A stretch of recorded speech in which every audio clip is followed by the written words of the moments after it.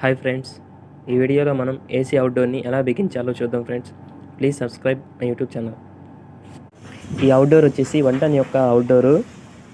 తిరిగి మళ్ళీ మనం అదే పొజిషన్లో బిగిస్తున్నాము. ముందుగా వాల్వ్స్ దగ్గర ఉన్న క్యాప్స్ 2 తీసేసేయండి. ఆ పెద్ద వాల్వ్ వచ్చేసి సక్షన్ వాల్వ్, ఆ చిన్న వాల్వ్ వచ్చేసి డిశ్చార్జ్ వాల్వ్ అంటారు. ఇప్పుడు సక్షన్ వాల్వ్ దగ్గర నిదానంగా టెఫ్లాన్ టేప్ని చుట్టాలి.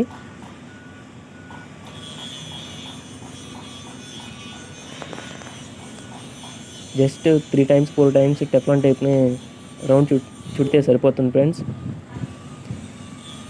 సేమ్ అలానే డిశ్చార్జ్ పైపు కూడా టెఫ్లాన్ టేప్ని చుట్టాలి.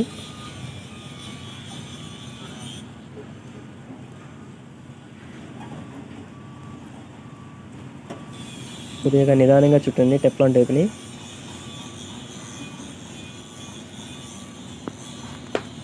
పెద్ద పైపు వచ్చేసి సెక్షన్ పైపు, చిన్న పైపు వచ్చేసి డిశ్చార్జ్ పైపు.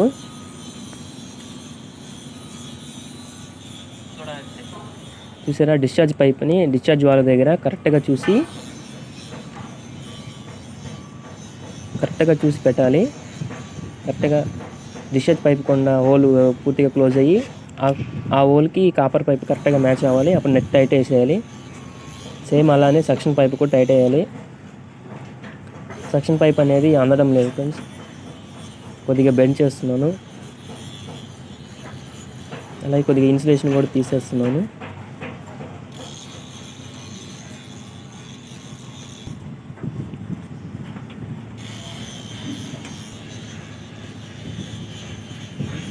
చూసారా, section valve hole copper pipe whole 2 match అవ్వాలి. కరెక్ట్గా మ్యాచ్ అయిన వెంటనే ఫ్లేరింగ్ నట్ని టైట్ వేసేయాలి.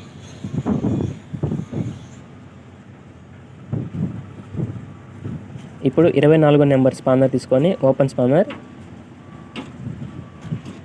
నిదానంగా టైట్ వేసేయాలి.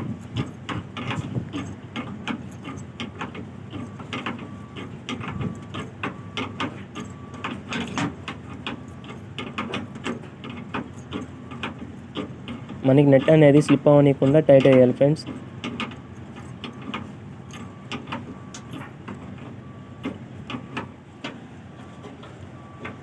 సేమ్ అలానే ఇప్పుడు 17 నెంబర్ స్పానర్ తీసుకొని చిన్న ఫ్లేరింగ్ నట్ని కూడా టైట్ వేసేసాము. ఇప్పుడు మనం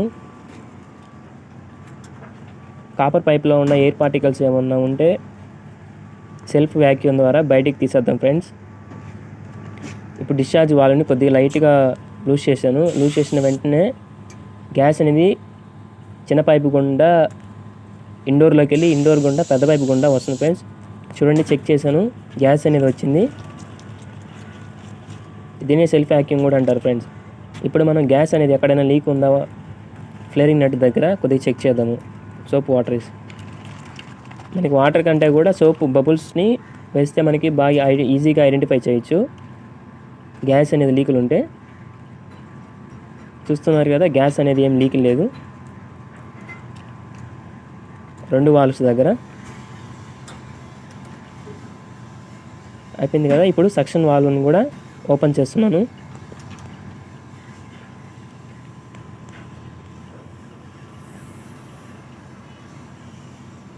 ఓకే, సక్షన్ వాల్వ్ కూడా కొద్దిగా లూజ్ చేసి మళ్ళీ టైట్ చేశాను.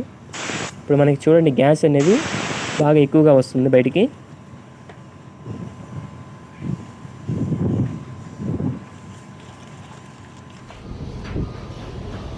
గ్యాస్ని కూడా ఇంకొకసారి చెక్ చేద్దాము, ఏమైనా లీక్ ఉందా లేదనేది.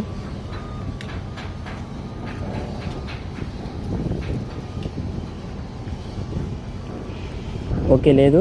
ఇప్పుడు డిశ్చార్జ్ వాల్వ్ని పూర్తిగా ఓపెన్ చేసేద్దాం.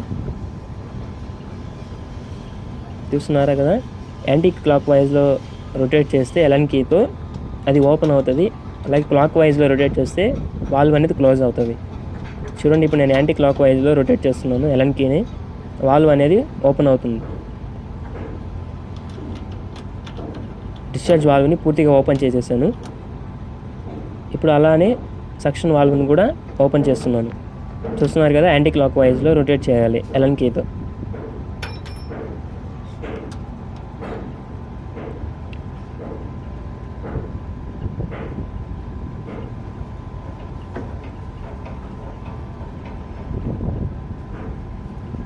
ఓకే, వాల్వ్ అనేది పూర్తిగా ఓపెన్ చేసేసాను. ఇంకొకసారి గ్యాస్ లీక్ ఏమైనా ఉందని సోప్ వాటర్ వేసి చెక్ చేద్దాము. ఓకే, ఏం లేదు. 1కి 2-3 సార్లు చెక్ చేసుకోవాలి ఫ్రెండ్స్, గ్యాస్ అనేది లీక్ ఉందా లేదా అనేది. ఇప్పుడు చెక్ చేస్తాను. చూడండి, గ్యాస్ అనేది చూస్తున్నారు కదా, బాగా ఫుల్గా ఉంది. ఓకే, ఇప్పుడు కనెక్షన్స్ ఇద్దాము.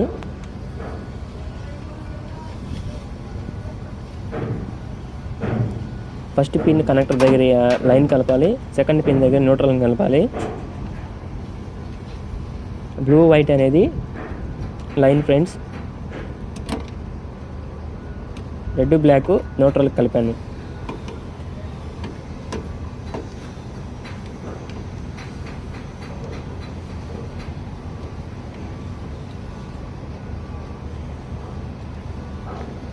కనెక్షన్స్ కలిపే దగ్గర లూజ్ కనెక్షన్స్ లేకుండా చూసుకోవాలి ఫ్రెండ్స్.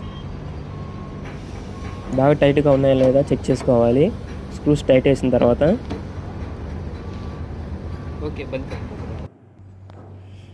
ఓకే, వేసేసాను. ఇండోర్ దగ్గరకు వచ్చేసి రూమ్లో ఇండోర్ని ఆన్ చేశాను. చూస్తున్నారు కదా, ఇండోర్ అనేది ఆన్ అయింది. ఓకే, బ్లోవర్ కూడా తిరుగుతుంది. మనకి ఇండోర్ స్టార్ట్ అయిన 3 నిమిషాలకి కరెక్ట్గా మనకి అవుట్డోర్ అనేది స్టార్ట్ అవుతుంది. చూసారు కదా, అవుట్డోర్ అనేది స్టార్ట్ అయింది. చూసారా, డిశ్చార్జ్ దగ్గర మనకి అప్పుడు ఐస్ ఫామ్ అవుతుంది. అలాగే ఇప్పుడు కంప్రెసర్ ఎంత యాంప్స్ తీసుకుంటుందని చూద్దాము. చూడండి, 4.9 యాంప్స్ తీసుకుంటుంది, అంటే 5 amps.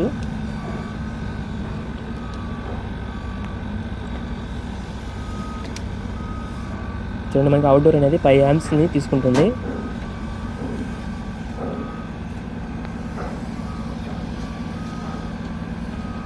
Okay friends, AC outdoor connections అయిపోయాయి.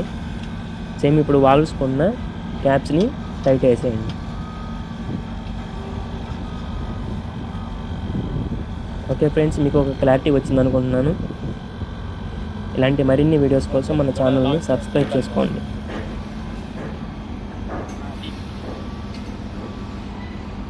Okay friends, thank you.